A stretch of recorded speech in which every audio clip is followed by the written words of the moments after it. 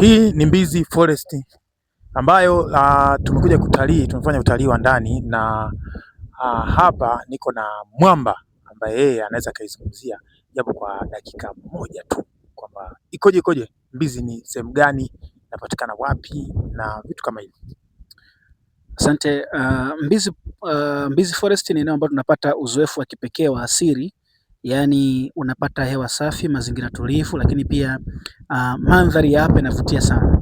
Katika hii Mbizi Forest liko eneo ambalo linaitwa M1, wanasema mnara namba 1, ambako unapata view ya mji wa Sumbawanga kama ulivyo.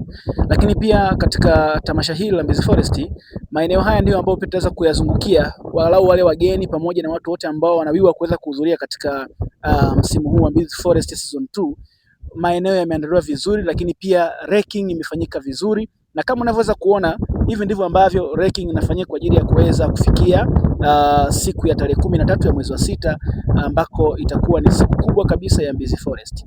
Mbizi inapatikana kutoka mjini Sumbawanga, ni takriban kama kilomita 8 mpaka kufikia eneo la tukio, lakini pia eneo hilo limezungukwa na msitu mkubwa kabisa wa miti, lakini pia kuna hewa safi sana. Lakini pia maeneo haya tutakuja kwa ajili ya kuweza kuconnect na watu mbalimbali.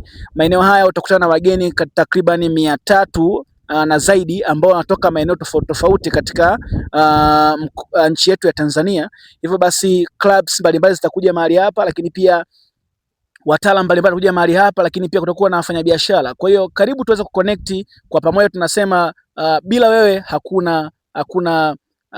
hakuna tamasha hili, lakini pia kwa pamoja tunaweza kufikia malengo ya pamoja. Utalii na Mbizi inawezekana. Karibu sana Swax Jogging. Asante. Lakini pia kauli mbiu ya kwetu ni Vibe Kitalii ya mwaka 2026.